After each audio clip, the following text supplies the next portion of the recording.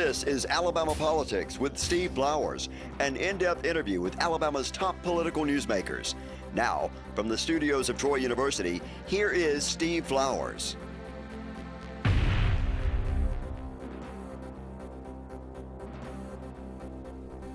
I'm Steve Flowers, and welcome to Alabama Politics. Folks, we're fortunate tonight to have as our guest one of the good guys in Alabama politics. Those of you in the Elmore County River region know him as y'all's representative, Mr. Mike Holmes. He's a good guy, one of the good guys in Alabama politics. Good to have you on, Mike. Thank you. I appreciate the opportunity, Steve. He not only is a good guy, he's a Troy man, y'all. He's a Troy graduate. Through and through, class of 63. Yeah. 64, excuse me, 64. Now, did you grow up there in Elmore County? Nope. You grew up in Greenville? No, I was born in Crenshaw County. Crenshaw. I know your brother, You cousin. do? Yeah. That's right. I forgot. He used to work for Used to go to Barry's store on Saturdays. He my cousin. I know that. You know that. You knew all that, though. Yeah. You know. Barry's store is a landmark in Glenwood. They my kinfolks. You knew that, though. I forgot did. you knew that. Yeah. So you grew up right there around Glenwood. About 4 miles outside of downtown Glenwood. Well, you and old Matt Gibson grew up together then. Right about the same age. Yeah, we are about the same Matt, age. ID and Miss Corey. Yeah. You know, my grandmama went to get the doctor when Matt was going to be born. How about that? Out there at Glenwood. It's really a small world down there. It is. I had forgotten about your Glenwood roots. Yep. I'd be doggone, Mike. We probably way off kin to each other. You know? What made you want to run for legislature like that? This is your second or third term? I keep asking myself that, Steve. Sometimes. Is this your third term? No, I'm starting my second. Second term. Yeah.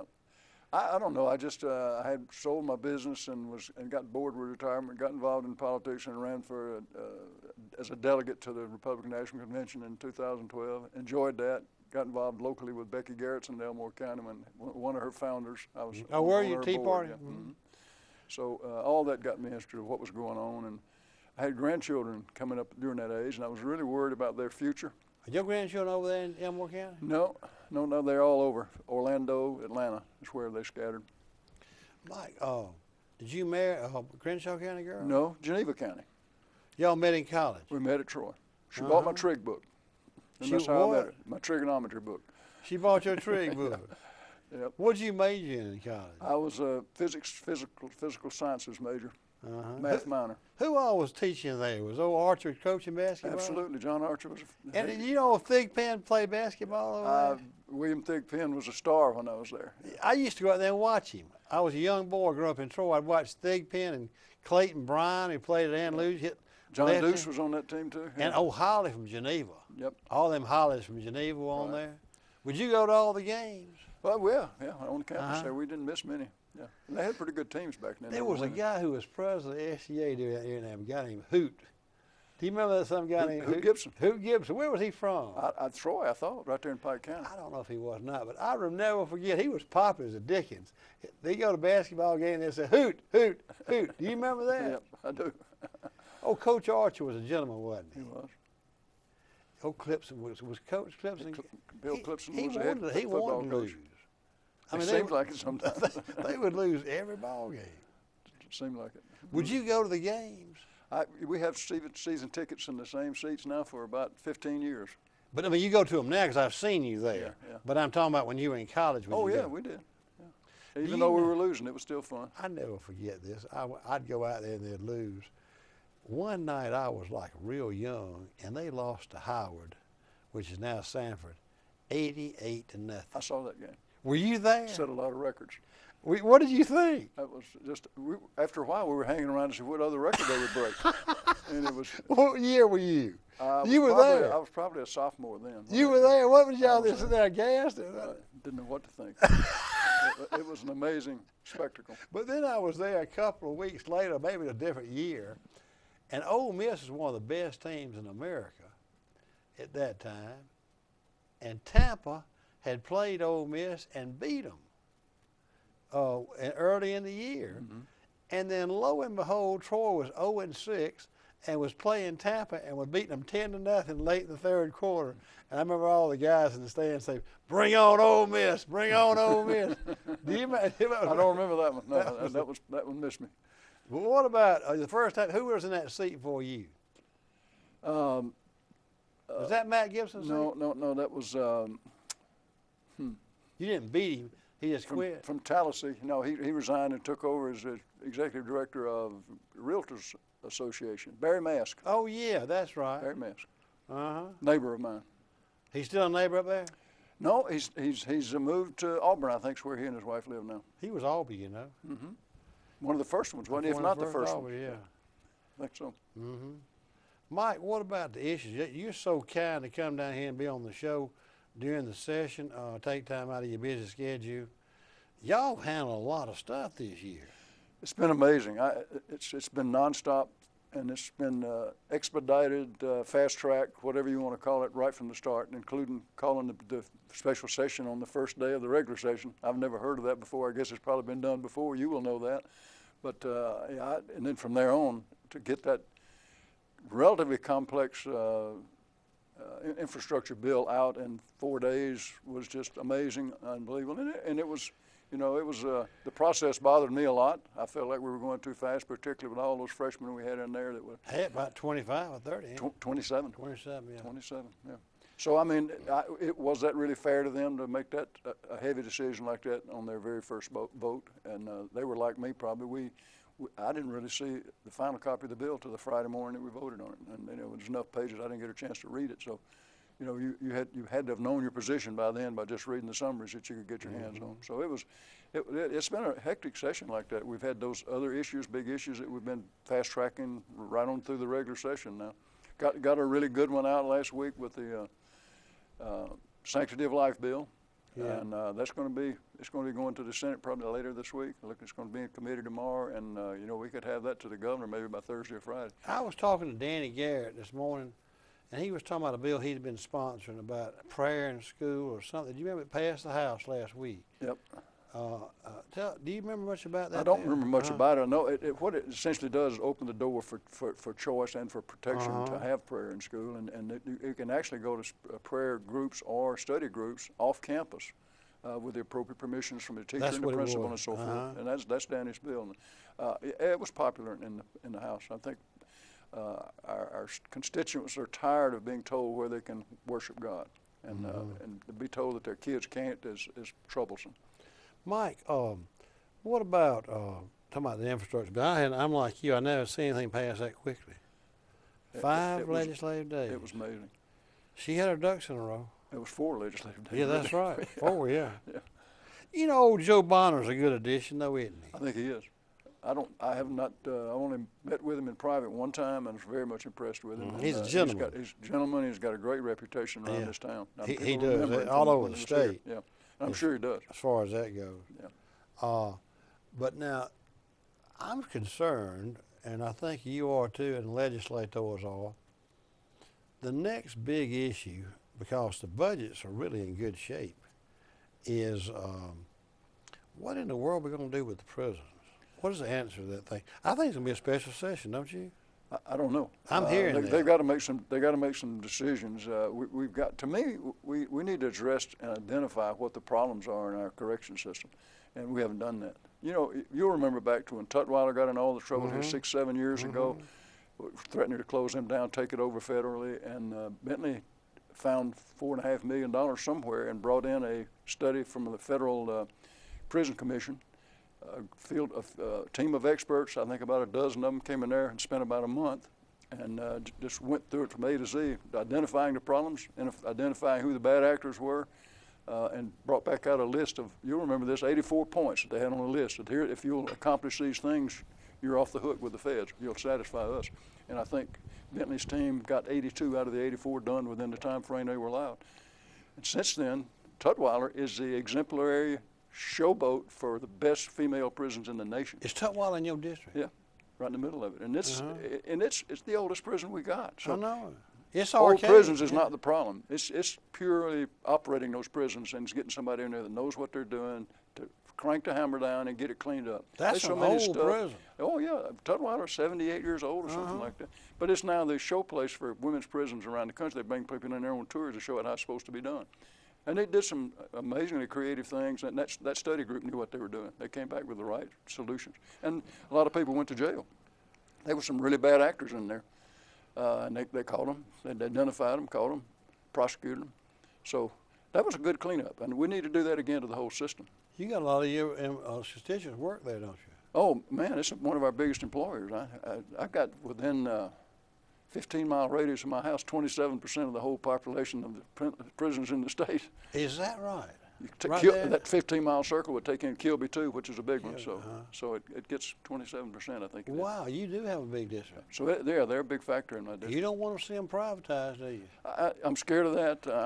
I'm more afraid of the fiscal consequences of some sort of a lease back with a private company. Yeah, that's what I'm afraid is happening.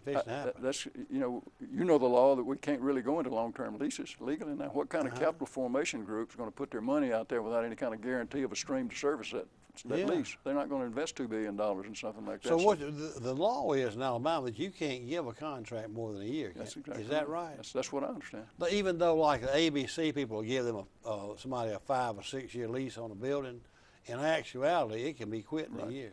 That's what I understand. Yeah. Uh-huh. So that's troublesome. And again, I'm going to go back to the point. Surely we got to build some buildings somewhere down the road. We need to get into a regular rotation with our oldest ones phasing out and building new ones in the latest state of the art. But to go in and think we're going to fix this problem by building 3 or 4 new prisons, that's just absurd. It's just, it's not we need to find it and identify exactly what's wrong first. You'd feel offended if you did that thing without legislative action. Can't you? Well, it looks like that's what they're going to do because they've already tried 3 times. They're hitting at that. Yeah, they've tried it 3 times to get it through without, with us included, and it hadn't gotten through. Yeah. And the reason for it is our people are smart enough to realize that that's not where the problems are. Shiny new buildings are not going to fix our prison problems. Well, you know, another thing too, I was talking to Kim Ward, who's been really active in this thing, and I said, Kim, how y'all going to resolve this thing without any new money? He said, we're just going to do it with the cost savings. Well, that's always kind of concerned me. I said, well, how much? That's a lot of cost savings to be able to build 3 new prisons, just cost savings. I mean, that's like barking at the moon, ain't it? I think you remember when the same promises were made when you were serving in the House. And you heard them over and over. Did they ever come through? Rarely. Rarely did they ever come through and pay. Wallace had promised everybody roads in that district. Yep. You know, he'd pass a road tax every time there was a new quadrennium, and he'd say, you got to have a road in your district now. And I never forget one time I was down there with old Noopy Cosby, and he told Noopy, he says, you know, Wallace late on in life was a little bit loopy from, he'd been shot so many times he had to take pain pills, and he had old Noopy down there. Noopy'd vote against every one of his taxes, and we had a gas tax come up like this one, and he'd bring us down about 10 or 15 at a time. And this is what he said. He says, now Nudie, let me explain this to you, Nudie. When I was a young legislator from Barber County, I had me a road program, Nudie. Now, Nudie, the way I see it, you ought to get you a road program for Dallas County and Selma. And Nudie, if you get you a road program and you vote for my gasoline tax, then your road program be part of my road program. But Nudie, I'm afraid to tell you that if you don't vote for the gasoline tax, your road program probably won't be part of my road program. He put the hay down on, called him Nudie 50 times. I've heard Noopy tell that same story. It was the funniest day I've ever seen in my life. He had to have been there to see it. Yeah. Noopy. Anyway, back to still around, still going strong. I know it. Looks good. Hey, Mike, tell us some other issues y'all going to have to deal with now. Well, a biggie, the 800-pound gorilla in the room is the lottery. Oh, yeah. It's going to, we don't know when it's going to be on our calendar, but we know it's coming, and they still kind of seem to be delaying because I think there's still some negotiations going behind it. I think they're nervous about having the head count in the House because there's a lot of folks I don't think that the have votes are there in the House. I don't think they got the votes for this reason. I don't know what, I talked to Steve Klaus this morning, and Steve adamantly told me he's got some really strong amendments to that bill. I don't know what he's talking about, but and what surprised me, he's on the general fund chairmanship, and I don't think he likes it all going to the general fund. Now that would shock me. I don't know if that's what he's talking about. I think part of that he's looking at his constituency. Constituents just reflex they want to spend lottery money on education because it's been successful in other states. Well, that's maybe where he's going. And I think that's maybe a mistake, because you look at the education trust fund for the last 3 years, it's been flush. I mean, we're up from what? The first year I was there, $5.8 billion, now to $7.1 billion this year. That's a pretty significant increase. Mike, you know, when I went to the House in '82, you may find this surprising, but the general fund and education budget were 50-50. They were even. Yeah.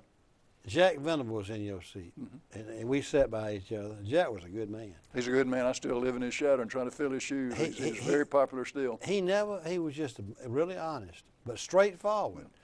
He was, I mean, but he, I never forget, we sitting there talking about it, and he said, he's very wise, said, you watch in 5 years, that education budget's fixing to skyrocket. And by the time I got out in '98, it become 2 to 1. Now it's over 3 to 1. 3.5 to 1. Yeah, it's getting close to 4 to 1. That's what's so scary about it. I looked at some numbers back in the '60s, and the total education trust fund was $175 million, million with an M, and now it's 7.1 billion with a B. That's 2,075% increase over that time frame. Very few people in this state realize that we have 2 budgets. I think you're right. They don't realize it, well, there's not that many of us left in the nation that have no, split less than budgets. 5, I think. Yeah. And the thing about it is that what the sales and income tax is earmarked for education, which gives them that automatic incremental growth, right, where the general fund is just stale. I used to have this repeatedly. I used to have a guy who was a state employee, and his wife was a teacher, and she'd get a raise, and he wouldn't. He'd always wonder, you get that now, don't you? Absolutely, still get that.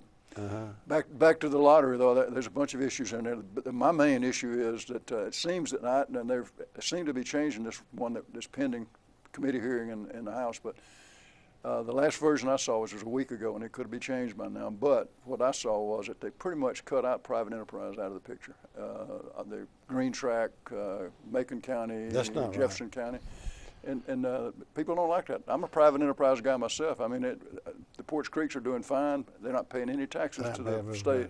So I'm with you on that page. And they just treated Singleton wrong on that. Well, it's just, you're giving them a monopoly with no taxes. Then you're doing away with these folks that are actually paying taxes now and lose that tax income and put them out of business and give one entity. I agree with you 100%. A monopoly. I like your thinking on that. I have to totally agree. That bill is just totally flagrantly a bill written for Porch Creek Indians. Well, it sure looks that way. I mean, it's written to keep first of all, the paper lottery is not going to bring the kind of money that, say, McClendon's bill did. McClendon had a pretty good bill. I thought it was too. Their claim is it's too complex, as McClendon's was, but it failed by one vote in the committee. It was just that the Indians had the power in the Senate.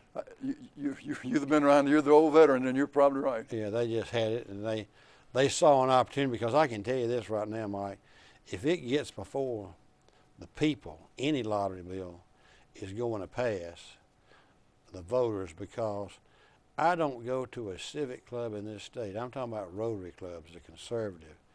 From Scottsboro to Dothan, if I speak to a civic club, the first question they ask me is, Flowers, why in the world ain't we got a lottery? Yep. If I don't, and I know you hear it from I hear it everywhere I go speak. That's one of the first questions is, when are we going? And what they want to do is get to vote on the lottery. That's all they care about. They remember losing in '99, but they don't think they'll lose this time, and I think they're right. They won't, because people like us that are conservative business people are normal people that are more conservative, that are Republicans, they're going to vote for it for one reason. They're tired of their money going out of state. Yeah. They got enough sense, especially if they live on border counties, like Scottsboro or Dothan or somewhere that they see those hordes of cars just pouring their money into Georgia and Tennessee and Mississippi and Florida of our money. Yeah. I mean, I probably never would buy a lottery ticket. I don't care about buying a lottery ticket, but I don't want my money going out of state. The odds are not good for you to I just stake your future on a lottery. I mean, the thing about it, I told somebody I wouldn't go in my backyard to buy one, because I got more chances of lightning striking me than winning the lottery. Yeah. So I probably wouldn't go out there if you had one to give to me. I probably wouldn't go out my backyard to say, Steve, I'm going to give you a lottery ticket. I said, I ain't gonna fool with this. You know, I ain't got time to keep up with it. But I'm gonna vote to let the people of Alabama vote on the lottery, or I'm gonna vote for it when it gets to my ballot, because I want that money. If it's $1 or $100 or $100 million, that's $100 million is gonna stay in Alabama. Stay inside the state. I agree. And that's where I've come around to. I fought the lottery back in '99, but now I've come around. Same reason. Let the people vote. You know, if they pass it, they because will. there's a lot people gonna pay the lottery. Oh yeah. They gonna play it. I mean, it's not like they gonna. I mean, but you gotta have one that's modern. You can't have one that's paper, that's just gonna help the Indian casinos and Porch Creek Indians and Atmore. You gotta have one that's gonna. These young people, they do everything by computer. Right. They don't do things. They don't go to stores and scratch things off. Yeah. And they ain't gonna do it. We're gonna have an outdated lottery as soon as it gets to us. It ain't gonna do us any good. Well, and I think you've identified it. I think it's going to struggle. It may get through the House. I could be wrong, but it may not. I mean, I think in its current form, and they may wind up changing it dramatically in the next few days before they bring it to that committee. We'll see. But there's a lot of anticipation about that. I get calls every day from constituents. Where's the lottery bill? Where's the lottery bill? And they're not going to follow enough to know it's the Indian Casino's bill. No. They'll vote for it. And the casinos know that. I think you're right. They know it. If it just says lottery, they're going to say, well, yeah, for the reason we talked about. Right. Well, if it doesn't pass this year, it ain't going on the ballot to March anyway. But it needs to pass this year if it's going to get on there. Yeah, if it's going to get on the primary in March. Mike, talking about that, the primary is right around the corner. Are you surprised there's not more people running for the U.S. Senate? I am, and because I've talked to several that I thought would run, and now Mo Brooks is one of my favorites, and Mo, I guess, finally made a decision early last week, and I talked to him by phone, and I've been riding him, and he said, no, I'm not going to do it. He told me the same thing. I texted him, and I stay in touch with most of them that are going to run. He was being courted by that Club for Growth, which is a conservative group, and I think they would have given him money, but when you get a little time in Congress, it's tough to make that choice. His seat is safe, I think, and he thinks he's making a difference there, which he is. But I kept trying to think how much more difference you can make in the Senate. I think Mo would have been a good candidate. I think he would have been a good candidate too. I do. I was surprised that one of my closest allies in the House announced yesterday, Arnold Mooney. Yeah, he's a good guy. But now, you know, I told Mo this example. And I actually wrote a column that'll come out later on about it. And it's entitled, "The Political Graveyard is Full of Congressmen Who Tried to Run for the Senate." It is. Because, as you know, they have to run every 2 years. When I was in high school, going way back to old Bill Dickinson, he was a great congressman. He was. He was a good Republican. He looked like a congressman. Remember how he looked? Very distinguished guy. I remember him well. I was a kid in high school then, but I remember him very well. Well, I campaigned for him as a kid in high school, and worked for him in Washington and Montgomery. And we got to be good friends, and actually was his Pike County campaign chairman and when I was a senior in high school. And we were riding together one time. I was driving to Opp to a Rotary Club. He'd been in Congress about 8 years. And I said, Bill, why don't you run for the Senate? He said, Steve Areno, the political graveyard is full of congressmen who tried to run for the Senate. So I shared that story with Mo. Yeah. I think it resonated with him. I said, "Let me." Must have. But I didn't tell him after he made the decision. I said, "I think you made the right decision." There's some other names you know too. Gary Palmer has been. Palmer's not going to do it. You don't think he's going to do it either? He's going to do it. Adderholt ain't going to do it because he got too much to lose. Yeah, I think so. He's got 22 years. Yep. And he's a young man. He's in his 50s. Yep. He got there at 30 years old to Congress. But Gary has really strong conservative credentials. He and Mo have been very much alike. Very much alike. The voting record looks identical. It does. Do you talk about that? You know what Mo did? When Mo came to the legislature when I was in the legislature, he was a freshman from one term from Huntsville. So y'all overlapped a little bit. He came, I'd been there for one term, and Mo came in '86. And back then, Mike, there were very few Republicans. Oh, yeah. Even if we were Republican, we ran as Democrats. Sure. So in the legislature, there were, out of 105 House members, one with 10 Republicans. And they came from silk stocking districts. Montgomery had one, Mobile would have two, and Birmingham would have three, and Mo was the only Republican from Huntsville.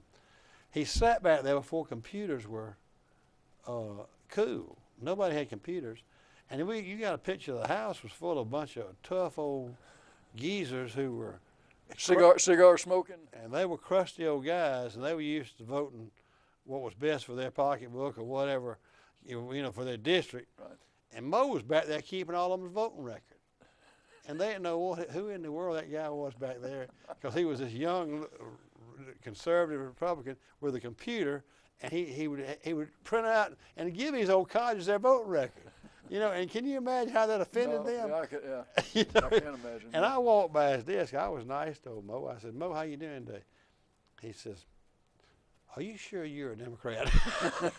He said, he handed my voting record, which is very pro-conservative, pro-business, Yeah. He says, I said, "Well, I had a little Republican in me before I got up here." Yeah, I think you did. I agree. Anyway, confused Mo, because he had it in his mind, if you were a Democrat, you were a real Democrat. But we really were conservative Democrats back then. You don't have that now. No. If It's a clear split now. It's a clear split. Liberal and conservative is pretty clear. It is. There's a few middle grounders in there now, but not Ain't many of them, though, and especially on the presidential election. Yeah, you're right. I think somebody will beat Doug Jones next year. I'm optimistic, too. I agree with you. I think somebody will beat him. Mike, I'll let you get back to your house. See, I hate our time's up. I'd like for you to do this every year if you would, because you're real popular in your Elmore County district, and we've got a lot of viewers in Elmore County. I like your Senator Clyde Chambliss, and he's doing a good job. I got a new senator. Brew Baker was my senator, so Will Barfoot is Will's kin to me. No, I didn't know that, but I'm not Going surprised. back to our roots, my daddy's people had roots with yours in Glenwood. My mama's people were from China Grove in North Pike County. I know where China Grove is. And our grandma. You didn't say China Grove, you said Chiny Grove. Yeah, that's what I said. Chiny Grove. Yeah, anyway, Will's folks and mine went off to the Chiny Civil Grove. War together. Wow. The Barfoots So and y'all the go Grants. way back then. Folks, our guest tonight has been one of the most popular guys in the River region, State Representative Mike Holmes from Elmore County, who is in the middle of his second term in the state legislature. And we thank you viewers for watching Alabama Politics. Hope you tune again next week. Thank you, Representative Holmes. Yes, sir. Steve, I appreciate the opportunity.